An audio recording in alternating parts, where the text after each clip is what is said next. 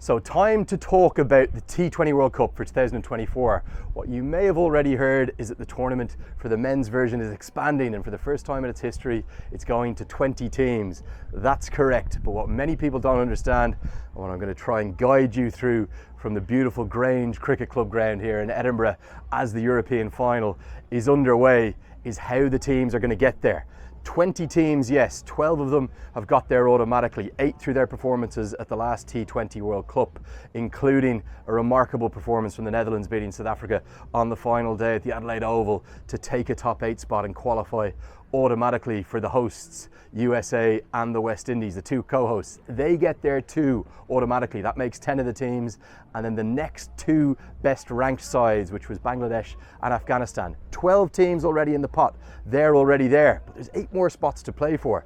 And probably the most exciting thing about this competition for me that's coming next year, the first time that the USA will ever host a World Cup, is the fact it's an open draw. The preliminary or group stages of the competition that have been there right the way throughout the tournament, that were the initial stages where you had usually 2 groups of 4 with one side qualifying for the Super 10 or 2 going for the Super 12. They are gone. It's now an open draw. So we're going to have 4 groups of 5. The 8 remaining places, they're up for grabs. How are they decided? Well, I'm going to explain how. We're here at the European final. In fact, you can see big game this morning. Denmark over my right shoulder there. They're warming up, ready for their first match in the regional final against the men in green from Ireland, who are over getting ready across to my left. They just about beat Italy yesterday in the opening game of the tournament, and I thought it was a really good time to tell you how this qualification structure was going to work. 82 teams are in the pathway to try and play out for just 8 spots.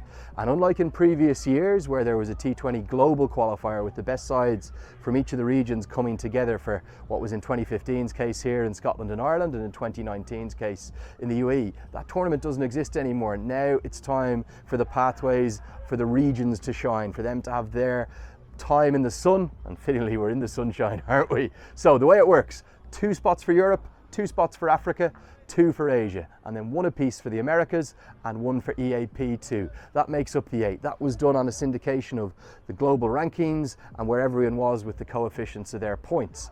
How, though, are we getting from 82 down to 8? Well, each and every region has had a sub-regional qualifier. Now, they're at different stages of the pathway. Some of those have already happened, like in EAP, an event in Japan and in Indonesia last year, like in Buenos Aires earlier in the year in the Americas, and in Europe, the largest of the 5 ICC regions, 28 teams started out. 3 events there. They were up in Finland, so we had 10, 10 and 8 teams all playing out for just 3 spots here at the regional final. So then they were combined with some of the very best teams in Europe. So in Europe's case, Ireland, Scotland, Jersey and Germany, they were automatically through to this 7-team regional final, and then they're all playing out alongside the 3 qualifiers from the sub-regional for the 2 spots.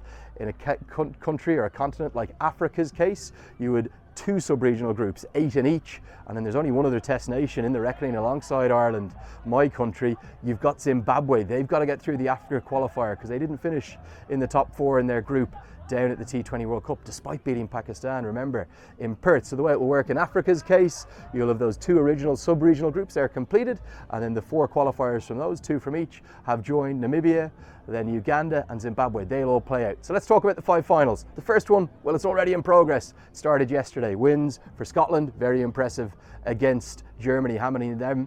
And then Ireland, they beat just about Italy. And Jersey, at this venue, they hammered Austria. So they were the 3 winners on the opening day. This tournament, very simple. 7 teams, everyone plays 1 apiece. Top 2 qualify. That one's in progress. Tomorrow in East Asia Pacific, it gets underway. 4 teams, double round robin in Port Moresby. Papua New Guinea may be the favourites, or could Vanuatu upset them? Get to a first ever T20 World Cup. Papua New Guinea looking to get to their second, remember.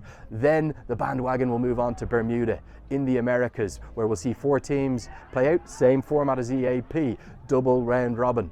The likes of Canada and Bermuda, probably the favourites there. You'd have to fancy maybe Bermuda on home soil to get back to a first World Cup of any kind since 2007, when the big man, Dwayne Leverock, took that catch with one hand with that iconic piece of David Lloyd commentary. There are 3 of the regions. The 2 final ones then, we will head down to Africa, I think it is next, or it might be Asia, depending upon the final dates. But for Asia, the sub-regionals haven't even happened yet. That'll be 2 groups of 4, with the winner of each then joining the 6 big guns, the likes of Nepal, who are going to play play host to that event in Kathmandu, I believe. UAE, Oman, Hong Kong, Singapore and Bahrain. They're the 6 automatic qualifiers. Then the winners of the 2 regions. Keep your eyes on Kuwait.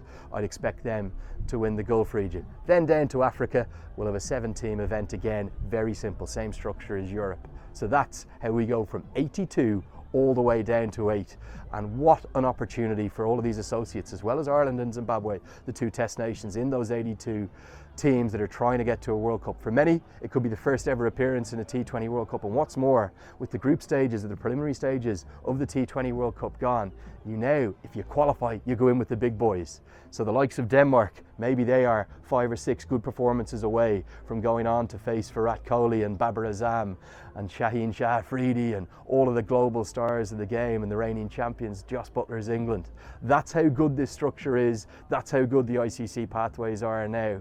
And the best news about it, every single one of those games is going to be broadcast live on ICC.tv. I'll be commentating on many of them. So get involved, enjoy the action, whether it's from here in Europe with the ongoing qualifier in Scotland or down in PNG with Daniel Beswick and Charles Amini and my colleagues on the ICC TV team down there. Which 8 will it be? We won't know, but we're going to find out over the next 3 months. One thing's for certain, we're in for a hell of a lot of brilliant cricketing action and I can't wait for every ball of it. Cheers.